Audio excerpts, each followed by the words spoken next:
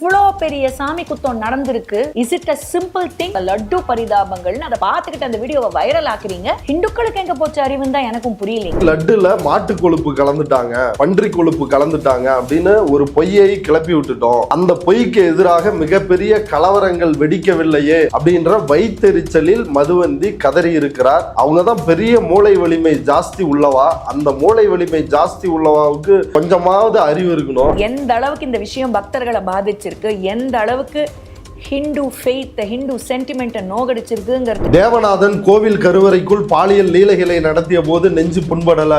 கேடி ராகவன் பூஜை அறையில் பொழுது நெஞ்சு புண்படல. சங்கரராமன் என்கின்ற பார்ப்பானை கொல்ல சங்கராச்சாரி ஆள் அனுப்பிய போது இவர்களுக்கு நெஞ்சு புண்படல. அப்ப எனக்கு இருக்கிற கேள்வி என்னன்னா, இது என்ன நெஞ்சா இல்ல இதுக்கு மேலேயும் நெஞ்சு புண்பட்டுருச்சு, அங்க புண்பட்டுருச்சு, இங்க புண்பட்டுருச்சு அப்படின்னு சொன்னா தூக்குல தொங்கிருங்க. அது ஏங்க பிராமின்னா நான் வெக்கப்படணுமா? ஏன் நான் வெக்கப்படணும்? இல்ல, கண்டிப்பா வெக்கப்படுங்க.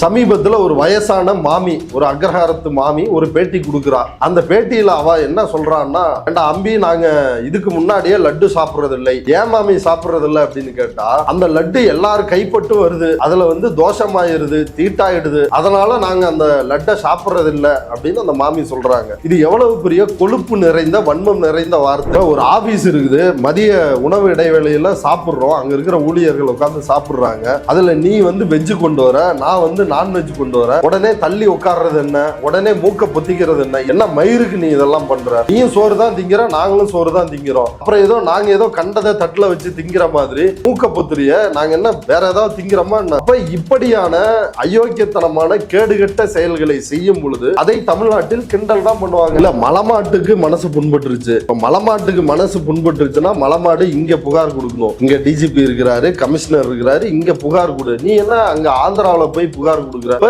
இது என்னன்னா அச்சுறுத்துகின்ற, மிரட்டுகின்ற செயல். பரிதாபங்கள் அந்த வீடியோவை நீக்கி வருத்தம் தெரிவிச்சுட்டாங்க. வருத்தம் தெரிவிச்ச பிறகும் அதுல என்ன நீங்க நடவடிக்கை எடுக்கணும்னு எதிர்பார்க்கறீங்க? அப்படி நடவடிக்கை எடுக்கணும்னா நீ ஏன் இங்க புண்பட்ட இடத்தில் புகார் கொடுக்காம நீ எங்கேயோ போய் புகார் கொடுத்துட்டு இருக்கிற? இந்த மலமாட்டெல்லாம் ஓட ஓட ஆந்திராவுக்கே விரட்டி அடிக்கணும். ஏன்னா ஆந்திராவில தானே நீ போய் புகார் கொடுக்குற, அப்போ உன் ஊருக்கே ஓடி போயிரு.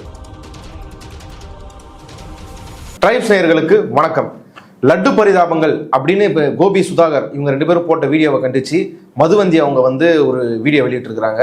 அது மட்டும் இல்லாமல் பாஜகவை சார்ந்த அமர் பிரசாத் ரெட்டி அவர் கோபி சுதாகர் இவங்க மேலே நடவடிக்கை எடுக்கணும்னு சொல்லி ஆந்திரா டிஜிபி கிட்ட புகார் கொடுத்துருக்கிறார். இதை பற்றி தான் இந்த வீடியோவில் பேச போகிறோம். இது குறித்து பேசுறதுக்காக திரு கரிகாலன் அவர்கள் நம்மோடு இணைந்துள்ளார். வாருங்கள், அவரோட பேசுவோம். வணக்கம். வணக்கம் அரவிந்த். பெரிய சாமி குத்தம் ஆயிடுச்சு, இந்துக்களுக்கு ஒண்ணுன்னா யாரும் பேச மாட்டீங்களா அப்படின்னு சொல்லி எரிமலையா வெடிச்சிருக்கிறாங்க மதுவந்தி. இதை நீங்க எப்படி பாக்குறீங்க? அதாவது மதுவந்தி எரிமலையா வெடிச்சிருக்காங்களா? அந்த வீடியோவை பார்த்தேன். அது எரிமலையா வெடிக்கல, வைத்தெரிச்சல். அது வைத்தெரிச்சல்ல வெடிச்சிருக்கிறாங்க. இப்படி லட்டுல மாட்டு கொழுப்பு கலந்துட்டாங்க, பன்றி கொழுப்பு கலந்துட்டாங்க அப்படின்னு ஒரு பொய்யை கிளப்பி விட்டுட்டோம். அந்த பொய்க்கு எதிராக மிகப்பெரிய கலவரங்கள் வெடிக்கவில்லையே அப்படின்ற வைத்தெரிச்சலில் மதுவந்தி கதறி இருக்கிறார். அவங்க தான் பெரிய மூளை வலிமை ஜாஸ்தி உள்ளவா. அந்த மூளை வலிமை ஜாஸ்தி உள்ளவாவுக்கு கொஞ்சமாவது அறிவு இருக்கணும். அந்த செய்தி ஏதாவது பார்த்தா தானே அந்த அறிவு இருக்கும். அதாவது இந்த லட்டு தயாரிக்க பயன்படுத்தப்படும் நெய்யில் மாட்டு கொழுப்போ பன்றி கொழுப்போ கலக்கப்படவில்லை அப்படின்றதான் இப்போ வர்ற டெஸ்ட் ரிப்போர்ட்ஸ் சொல்ற தகவல். அந்த திருப்பதி தேவஸ்தானத்தினுடைய சேர்மன் சுப்பா ரெட்டி அவர் ஏற்கனவே இதை தெளிவுபடுத்தி இருக்கிறாரு. உச்சநீதிமன்றத்தில் வழக்கு தொடுத்திருக்கின்றார். அந்த கோவிலினுடைய எக்ஸிகியூட்டிவ் ஆபீசர் ஷியாமலா ராவ் அவங்க ஏற்கனவே இது தொடர்பாக இப்படி மாட்டு கொழுப்பு பன்றி கொழுப்பு கலக்கப்பட்ட நெய்யிலிருந்து லட்டு தயாரிக்கப்படவில்லை அப்படின்னு ஏற்கனவே தெளிவுபடுத்தினாங்க. அதற்கு பிறகு ஆந்திர முதல்வர் சந்திரபாபு நாயுடு அவர் இந்த விஷயத்துல உண்மையிலேயே மாட்டு கொழுப்பு கலக்கப்பட்டது அப்படின்னு அவர் ஒரு அஜெண்டாவை முன்வைக்கிறாரு. அதுக்கு பிறகுதான் இந்த ஷியாமலா ராவும் மாத்தி பேச ஆரம்பிக்கிறாங்க. இது போக நேத்து வயர்ல ஒரு ஆர்டிகல் வந்திருக்குது. அந்த ஆர்டிகல் மிக தெளிவாக இந்த விஷயங்கள் எல்லாம் எப்படி பொய்யானது அப்படின்றத அம்பலப்படுத்தி இருக்கிறாங்க. ஆந்திரா, குறிப்பா திருப்பதியை சார்ந்த வெங்கடேஸ்வரா வெட்னரி பல்கலைக்கழகம், வெங்கடேஸ்வரா விலங்குகள் நல பல்கலைக்கழகத்தினுடைய முதல்வர் அவர் முழுமையா மறுத்திருக்கிறாரு. இது முழுக்க முழுக்க ஒரு பொய்யான தகவல் அப்படின்னு மறுத்திருக்கிறாரு. இப்போ அடிப்படையில் மாட்டு கொழுப்பு பன்றி கொழுப்பு பயன்படுத்தப்பட்டது, அந்த நெய்யை பயன்படுத்தி தான் லட்டு தயாரித்தார்கள் அப்படின்றதே ஒரு பச்சை பொய். அந்த பொய்யை வச்சுக்கிட்டு தான் ஆந்திராவில் மட்டும் இல்ல திருப்பதி பாலாஜிக்கு மிகப்பெரிய அளவில் பக்தர்கள் இருக்கிறாங்க. அப்போ இது ஒரு மிகப்பெரிய அளவில் கலவரத்தை தூண்டி ஒரு இந்துத்துவ அஜெண்டாவை முன்னெடுக்க வேண்டும் அப்படின்னு பாஜகவினராலும், அங்க பவர் ஸ்டார், தமிழ்நாட்டில் பவர் ஸ்டார் வந்து சீனிவாசன், அவர் ஒரு காமெடி. ஆனா அங்க இருக்கிற பவர் ஸ்டார் அவர் இப்ப காமெடி ஆகிட்டு இருக்கிறாரு. இங்க கோயில்ல போய் கழுவுறது என்ன, துடைக்கிறது என்ன, அப்ப முழுக்க முழுக்க ஒரு காமெடி ஆயிருச்சு இந்த லட்டு விவகாரம். இப்ப இது தொடர்பா ஒரு வீடியோவை வெளியிடுறாங்க கோபி சுதாகர். இந்த வீடியோவில் என்ன பிரச்சனை இருக்குது? இந்த வீடியோவில் ஒரு இடத்துல அவங்களே மிக தெளிவாக கேள்வி எழுப்புகிறாங்க. லட்டு தயாரிக்க பயன்படுத்தப்பட்ட அந்த நெய்யில் மாட்டு கொழுப்பு, பன்றி கொழுப்பு பயன்படுத்தப்பட்டதா அப்படின்றதே ஒரு சந்தேகம்தான் அப்படின்ற அந்த ஃபேக்டை அதில் முன் வச்சிருக்கிறாங்க. அப்போ அந்த விஷயம் இவங்களுக்கு வந்து மனதை புண்படுத்தி விட்டது அப்படின்றாங்க. அதே போல இப்போ இந்த வீடியோ முழுக்க மதுவந்தி திரும்ப திரும்ப அவங்க சொல்றது என்னன்னா, இந்துக்கள் மனசை இவங்க எல்லாரும் புண்படுத்துறாங்க. ஆனா இந்துக்களே இந்த லட்டு பரிதாபங்கள் அப்படின்னு கோபி சுதாகர் வெளியிட்ட இந்த நக்கல் நையாண்டி வீடியோக்களை அதிக அளவு நீங்களே வந்து ஷேர் பண்றீங்க. ஆமா, வெக்கமா இல்லையா உங்களுக்கு அப்படின்னு இந்துக்களை கேவலப்படுத்துவது யார்? இதே மதுவந்தி. அது மட்டும் இல்லாம இந்த கண்டென்ட் ஃபுல்லா வைரல் ஆகுது. இப்ப நான் வீடியோ போடுறவங்களை தப்பு சொல்ல மாட்டேன், அதை பார்த்து கைதட்டி ரசிக்கின்ற இந்துக்களை நான் வந்து வன்மையாக கண்டிக்கிறேன் அப்படின்னு சொல்றாங்க. ஏன் வந்து அதை ரசிக்கிறார்கள்? ஏன் கோபி சுதாகரனுடைய லட்டு பரிதாபங்கள் வீடியோவை எல்லாரும் கொண்டாடுறாங்க, அதுவும் குறிப்பாக தமிழ்நாட்டில் கொண்டாடுகிறார்கள் அப்படின்றதுக்கு ஒரு அடிப்படையான விஷயம் இருக்குது. அதாவது இவங்க வெறும் 3% இருந்துகிட்டு பெரும்பான்மையான இவர்கள் சொல்லுகின்ற இந்துக்களை, தமிழ் மக்களை, அவங்கள வந்து இவங்க வந்து எப்படி நடத்துகிறார்கள்?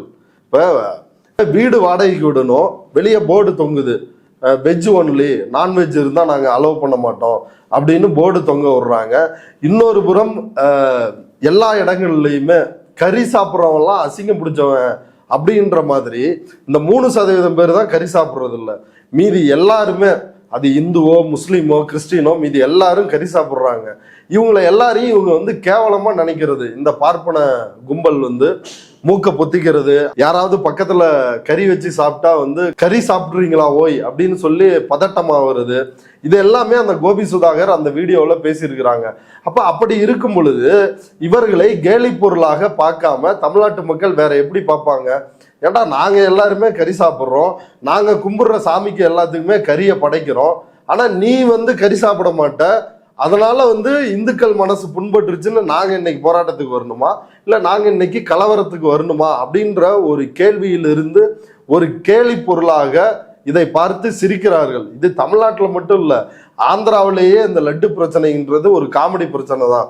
நடிகர் கார்த்திகிட்ட லட்டு வேணுமா, லட்டை பத்தி கருத்து சொல்லுங்க அப்படின்னு கேட்கிறாங்க அந்த ஆங்கர் அந்த நிகழ்ச்சியில.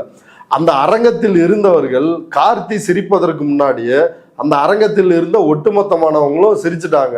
அப்ப சிரிச்சதுல இருந்து என்ன தெரியுது? ஏன்டா இது இவ்வளவு பெரிய, இது ஒரு காமெடியான பிரச்சனை, இதுக்கு இவ்வளவு பெரிய சீனா அப்படின்றதான் ஆந்திராவிலேயே அது ஒரு யதார்த்தமா இருக்குது. அப்படி இருக்கும் பொழுது இந்துக்களே கிளம்பி வாங்க, இந்துக்களே கிளம்பி வாங்க அப்படின்றாங்க. இதுல முக்கியமா சில கேள்விகளை முன்வைக்க வேண்டியது இருக்குது. ஒரு மாமி சமீபத்துல, ஒரு வயசான மாமி, ஒரு அக்ரஹாரத்து மாமி ஒரு பேட்டி கொடுக்குறா. அந்த பேட்டியில அவ என்ன சொல்றான்னா, ஏண்டா அம்பி நாங்க இதுக்கு முன்னாடியே லட்டு சாப்பிட்றது இல்லை, ஏன் மாமி சாப்பிட்றது இல்லை அப்படின்னு கேட்டா, அந்த லட்டு எல்லாரும் கைப்பட்டு வருது, அதுல வந்து தோஷமாயிருது, தீட்டாயிடுது, அதனால நாங்க அந்த லட்டை சாப்பிட்றது இல்லை அப்படின்னு அந்த மாமி சொல்றாங்க. இது எவ்வளவு பெரிய கொழுப்பு நிறைந்த, வன்மம் நிறைந்த வார்த்தை. மதுவந்தியே வந்து அதை கண்டிக்கிறாங்க, அது ஏற்க மாட்டேன்னு சொல்றாங்க. இல்ல, மதுவந்தி இன்னைக்கு கண்டிக்கிறத விட்டுட்டோம், அது பரிதாபங்கள்ல அந்த வீடியோல கோபி சுதாகர் அதை கிண்டல் பண்றாங்க. அதனால இவங்க வேற வழி இல்லாம கண்டிக்கிறாங்களே ஒழிய, இவர்களாக மதுவந்தியை தாண்டி வேற எந்த பார்ப்பனர்களாவது இல்ல இந்துக்களுக்கு நாங்க தான் அத்தாரிட்டி, இந்துக்கள் மனசு புண்பட்டுருச்சு அப்படின்னு பேசுகின்ற வேற யாராவது இதை கண்டித்து இருக்கிறார்களா?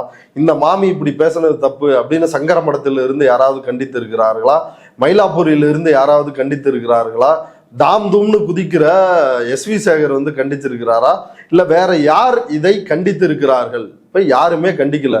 கோபி சுதாகர் ஒரு கேள்வி எழுப்பின உடனே இவர்கள் வந்து, இந்த அம்மா வேற வழி இல்லாம கோபி சுதாகரை பற்றி பேசும் பொழுது அதை பேசாம கடந்து போக முடியாது அப்படின்றதுக்காக ஒரு பேச்சுக்கு ஒரு கண்டனம் தெரிவிக்கிறாங்க. இப்ப நான் வந்து மதுவந்தி பேசினதை விட அந்த மாமி சொன்னதுதான் ஒட்டுமொத்த இந்த பார்ப்பனர்களுடைய மனநிலை. இந்த லட்டு பிரச்சனைக்காக இந்துக்களின் மனசு புண்பட்டுருச்சு அப்படின்னு பேசுகின்ற மதுவந்தியோ அல்லது இதை வைத்து கலவரம் தூண்ட வேண்டும் என்று நினைக்கின்ற மற்றவர்களோ இந்த நேரத்தில் தான் இந்துக்களே கலவரம் செய்ய வாருங்கள் அப்படின்னு இந்த நேரத்தில் இந்துக்கள்ன்றாங்க. ஆனா மற்ற நேரத்தில் என்ன நினைக்கிறாங்க, பல பேரோட கைப்பட்டு வருது, அந்த லட்டை சாப்பிட்றது இல்லை. அந்த பல பேர் யார்? சூத்திரர்கள், பஞ்சமர்கள், அவங்களோட கைப்பற்றுச்சு, அதனால சாப்பிட மாட்டேன்.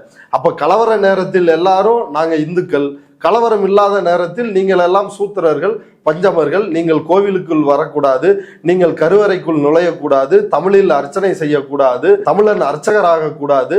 அப்ப இதெல்லாம் தான் அவர்களுடைய கோட்பாடு. இப்படி ஒரு கோட்பாடை வைத்திருப்பவர்களை பார்த்து தமிழ்நாட்டில் வாயால் சிரிப்பார்களா அல்லது வேற எதெல்லாம் வேணாலும் சிரிப்பாங்க? ஏன்னா அவ்வளவு கேவலமான ஜென்மங்கள் நீங்க, ஜந்துக்கள் நீங்க. இப்ப இதுல இவ்வளவு புண்பட்டுருச்சு அப்படின்னு கொதிக்கிறாங்களே, கேடி ராகவன் பூஜை அறையில் உட்காந்துக்கிட்டு என்ன பண்ணா? கடவுள் விக்கிரகங்கள் இருக்கிற அந்த இடத்துக்கு முன்னாடி உட்காந்துக்கிட்டு தானே ஒரு ஆபாசமாக அசிங்கமான அந்த செயலை செய்தான்.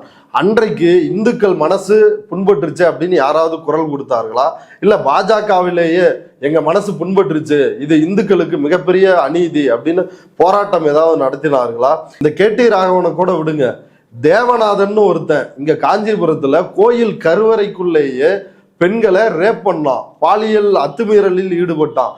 அன்றைக்கு எந்த பார்ப்பனராவது இல்ல எந்த பார்ப்பன சங்கமாவது அல்லது காஞ்சிபுரத்தில் இருக்கின்ற சங்கராச்சாரியனுடைய மடமாவது அதற்கு எதிராக போராடினார்களா? இந்துக்களின் மனம் புண்பட்டுருச்சு, நீ கருவறைக்குள் எப்படி சல்லாப வேலைகளை செய்யலாம் அப்படின்னு யாராவது கேள்வி எழுப்பினார்களா? ஒண்ணுமே கிடையாது. ஏன் தேவநாதன் அவா, ஏன் கேடி ராகவன் அவா, அதனால எதுவுமே பேசல. அடுத்து காஞ்சி சங்கர மடத்தில் சங்கரராமன் என்கின்ற பார்ப்பனர் வெட்டி கொல்லப்படுகிறார். அதற்கு கூலிப்படையை அமர்த்தியது ஜெயேந்திர சரஸ்வதிகள் என்கின்ற செத்துப்போன சங்கராச்சாரி. அப்ப அந்த சங்கராச்சாரியை எதிர்த்து யாராவது போராடினார்களா அப்படின்னு பார்த்தா, அந்த சங்கராச்சாரியினுடைய கொலை வழக்கில் கைது செய்யப்பட்ட சங்கராச்சாரியினுடைய கைதுக்கு எதிராக போராட்டம் நடத்துறாங்க. முன்னாள் தேர்தல் ஆணையர் TN சேஷன், இவங்கெல்லாம் பாருங்க எவ்வளவு உயரிய பொறுப்புல இருக்கிறவங்க. முன்னாள் ஜனாதிபதி R வெங்கட்ராமன், ஜனாதிபதி ஒரு கொலைகாரனுக்காக போராட்டம் நடத்துறாரு. அப்புறம் குருமூர்த்தி, இவங்க எல்லாருமே போராட்டம் நடத்துறாங்க. பொதுவா இந்த மாதிரி கொலை, பாலியல் வழக்கில் சாமியார்கள் கைதாகும் பொழுது இந்த அல்லக்கை பக்தர்கள் கொஞ்சம் பேர் போராட்டம் நடத்துவாங்க, அதோட முடிஞ்சிடும். ஆனா பாருங்களேன், ஒரு ஜனாதிபதி, ஒரு முன்னாள் தேர்தல் ஆணையர், அப்புறம் நாடறிந்த பொருளாதார ஆலோசகர் என்று தன்னை சொல்லிக் கொள்கின்ற குருமூர்த்தி போன்ற இந்த நபர்கள் எல்லாம் போராட்டம் நடத்துகிறார்கள் என்றால் இவர்கள் யார்? இப்ப செத்து போன பாப்பா இந்து கிடையாது, கொலை பண்ண ஆள் அனுப்பிச்ச சங்கராச்சாரி தான் இந்து, அந்த இந்துவுக்கு தான் எனக்கு உரிமை வேணும். அப்ப இவங்களோட எல்லா நடவடிக்கைகளுமே பாருங்களேன், யார் ஒடுக்குகிறார்களோ, தன் ஜாதியில் கூட இன்னொருத்தனை ஒடுக்கிறவனை மட்டும்தான் இவங்க என்னைக்குமே ஆதரிக்கிறாங்களே ஒழிய ஒடுக்கப்படுபவர்களை இவர்கள் என்றைக்குமே ஆதரிப்பதில்லை.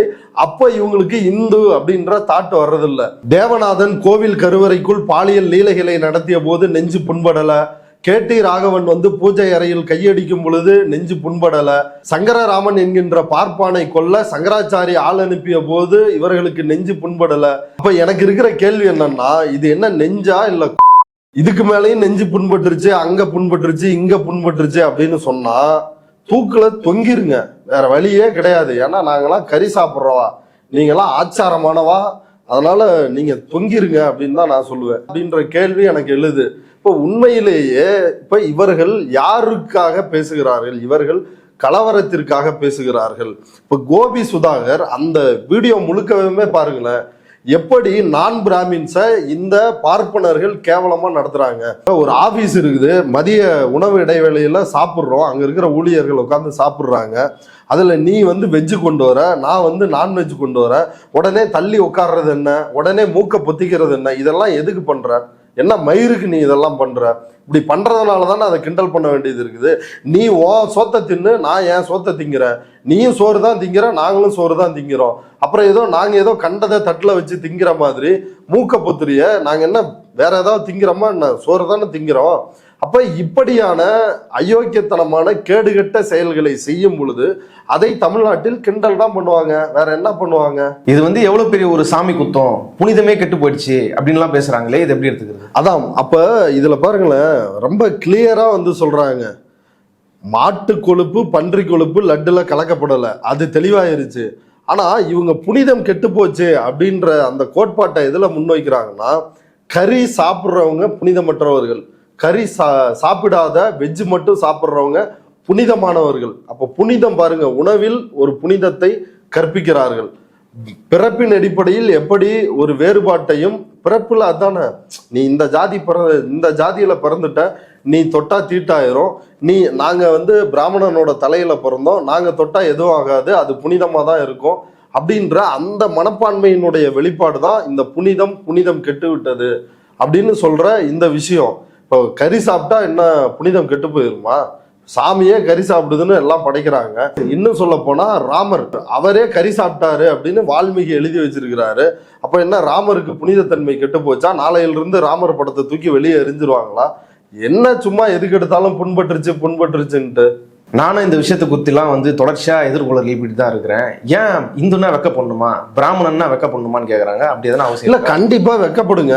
பாப்பான்னா கட்டாயம் வெக்கப்படணும். பிராமணன் அப்படின்னு சொல்லுவதே ஒரு மானங்கெட்ட வார்த்தை. அந்த வார்த்தையினுடைய பொருள் என்னன்னா, சூத்திரன்னு ஒருத்தர் இருக்கிறான், பஞ்சமன்னு ஒருத்தர் இருக்கிறான் அப்படின்ற அந்த மேலாதிக்க சிந்தனையில் இருந்துதான் பிராமணன் அப்படின்ற வார்த்தையே வருது. இதுக்காக தான் தந்தை பெரியார் அரசியலமைப்பு சட்டத்தை கொளுத்தினார்.